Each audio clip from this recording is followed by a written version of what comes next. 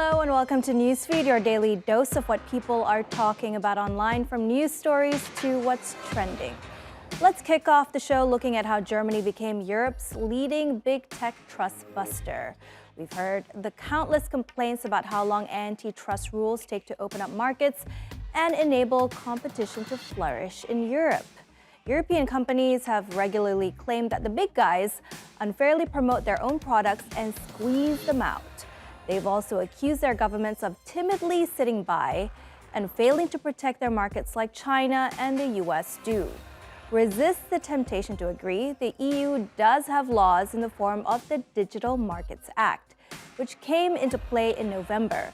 A stronger version is expected in May, but critics aren't convinced.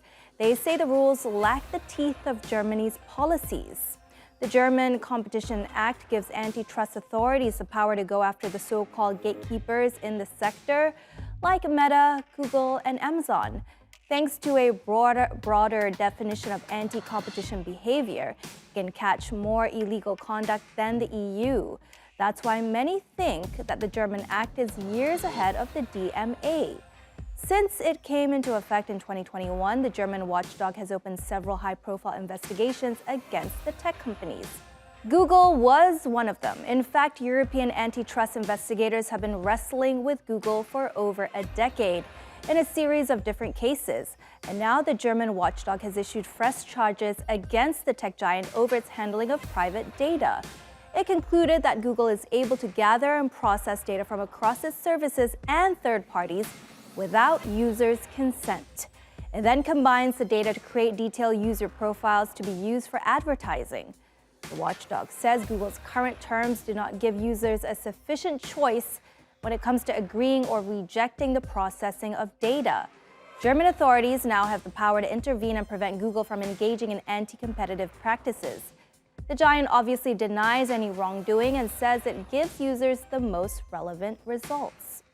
In addition, worldwide, we have an increasing debate about breaking up big tech. That is a debate that is especially led in the United States. Due to network effects, due to access to data, it is most likely that even if you break up big tech companies, monopolization might quickly return. Therefore, whatever we do, we need a competition, an effective competition law with guidance for the companies. And it's not just Europe that's calling for more regulation. US President Joe Biden says Republicans and Democrats should unite to rein in big tech. In a Wall Street Journal op-ed, Biden warned that some companies are testing the boundaries of fair competition, violating consumers' privacy and fostering extremist rhetoric. He did not endorse any particular legislation in the article, but called for limits on the collection and use of data with heightened protection for kids. Biden lashed out, saying the companies need to be held accountable for, and I quote, the experiment they are running on children for profit, unquote. Although they agreed that a strong stance is needed against the tyranny of big tech, House Republicans blamed it on Biden. It's a fact that we did not break the dominance of these companies. The impact can always be greater, but we have had an impact in various cases. We also know that the established law on abuse control is very often complex and lengthy. It comprises a variety of legal and economic obstacles.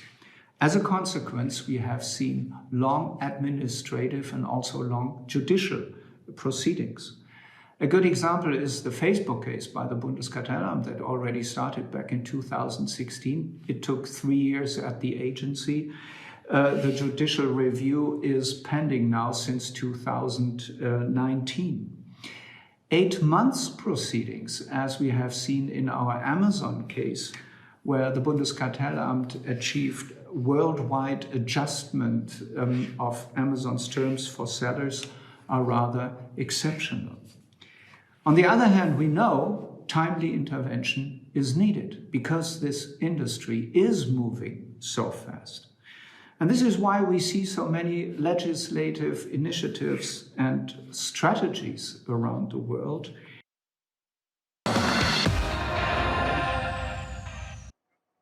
The U.S. president's classified document situation has gotten a little bit more awkward. A second cache of top secret files dating back to Joe Biden's tenure as vice president has been discovered. The first batch of 10 documents was found at the Biden Penn Center in November, but the news only surfaced this week. It's reported the items were found in an office cupboard where Biden worked after his tenure at the White House as VP. The material includes U.S. intelligence memos and briefing materials on Iran, Ukraine, and the UK. And details are slowly emerging about the second batch of sensitive documents.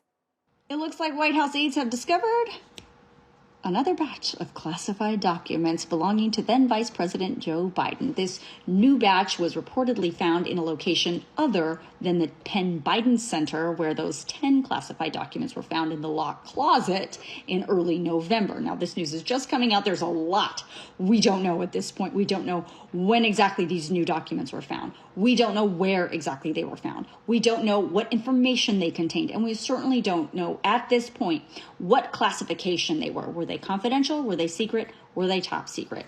What we do know is the Attorney General Merrick Garland already has assigned a U.S. attorney out of Chicago, who was appointed by former President Trump, by the way, to investigate the first batch of documents. So will that U.S. attorney also expand his investigation into these documents, or will there be a special counsel? Now, Biden himself says he was surprised by the discovery and that he's cooperating with authorities. But this couldn't come at a worse time for Democrats. They've lost their own party reign in Washington, and the new Republican majority in the House will not let this one slide. Congresswoman, do you have a message about the documents found at the Penn Biden Center?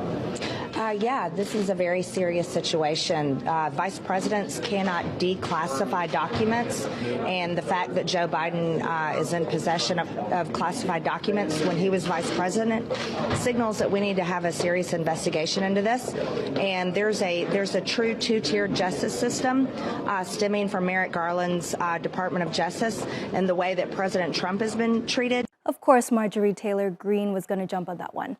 All right, so Biden was not the only top official in the White House to have apparently forgotten to return all classified documents when his term ended. Republicans have been quick to pounce on that and even argue that authorities are somehow being lenient with Biden. Let's not forget that former President Donald Trump is also in hot water for hoarding state documents. But what we have seen is that Biden appears more cooperative and was quick to hand over the docs, unlike Trump. But it does not sound like it's an adversarial process at all.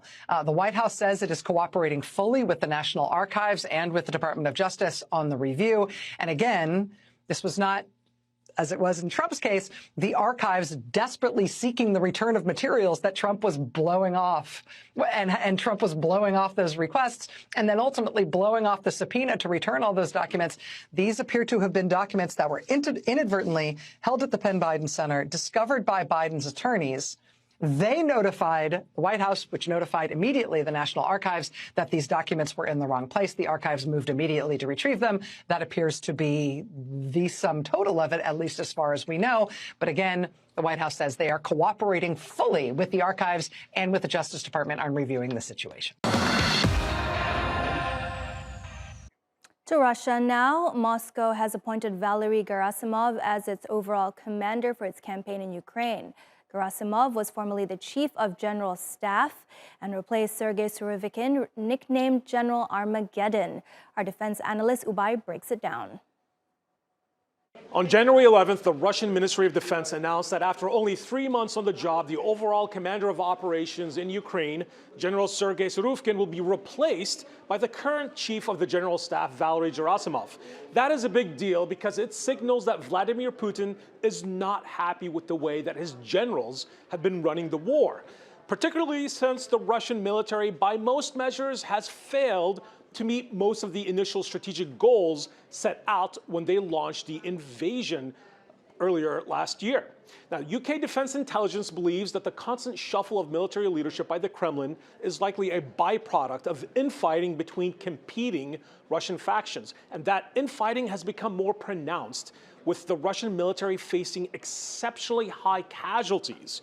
The Institute for the Study of War believes that Putin placing Gerasimov directly in charge of Ukraine operations likely means that the Kremlin is preparing renewed offensive operations for the spring in the hopes of regaining gaming lost momentum. Now, there are reports that the Kremlin is preparing for a new wave of mobilization of conscripts that would be sent to Ukraine as part of a future offensive. The Russian military has been handed a string of embarrassing losses by Ukrainian defenders who launched a number of successful counterattacks in the south and the east in the past few months. So the stakes are high for the Russians, who are desperate for a win.